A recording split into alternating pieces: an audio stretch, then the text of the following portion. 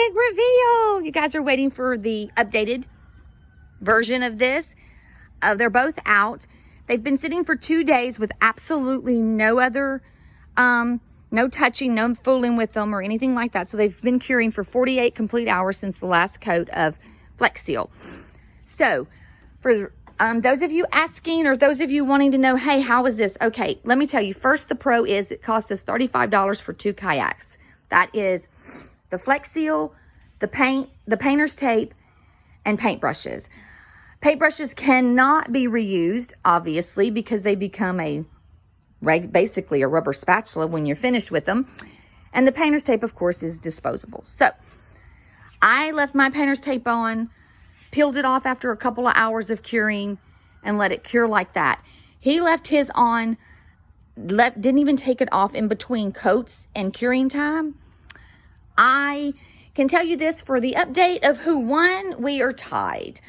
I don't like saying that because I was completely thinking that this was going to be a complete disaster. It wasn't a complete disaster, but as you can look at his, it's not completely those fine cured, pretty lines. He did have some issues with it, but not the major issues I predicted he was going to have. Mine are cleared, straight lines, and anything that bled through the second coat, I just rubbed my finger, like right here, a little bled through, and this is what came off. So if you don't sand, you don't prep this, you don't get this ready for your coat of Flex Seal, it's going to peel off like this. You've got to get this nasty and ugly and raked and just sanded down really good so it can adhere to it. So if your prep is terrible, the outcome is not going to be what you've expected. So that's one of the things. If we would have went with a Keel guard, we looked, it was going to cost us probably about $135 a kayak to do. We did them this way. I pulled them out this morning. I want the sun to hit them. We're not going to take them in the water for a couple of days. We really want this to set and cure. I'll give you an update of how long this lasts. We're going to mark it on the calendar from the time we put it curing to the time we put it in the water. It's been since Monday, so there you go, till today. Probably Friday, whatever, it'll cure without getting in the water.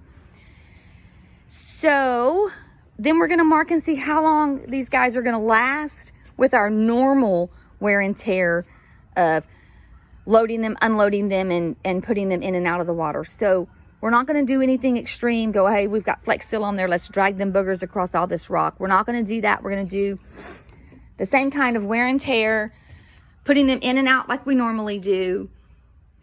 And we're going to see how long this lasts. It wasn't that bad of a process. It was a lot easier than, in my opinion, trying to put the Keel guard on. We've seen people do that. I was really skeptical. I didn't think that I was going to be able to get the seal that needed to be done. So I also added bling to her eyelashes because, I'm extra.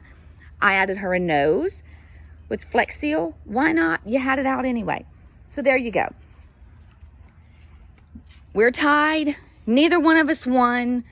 We're both disappointed that there wasn't a clear winner because I just knew I was right, which I was, but I wasn't 100%. Like I said, look, see that little thing right there, that little off spot?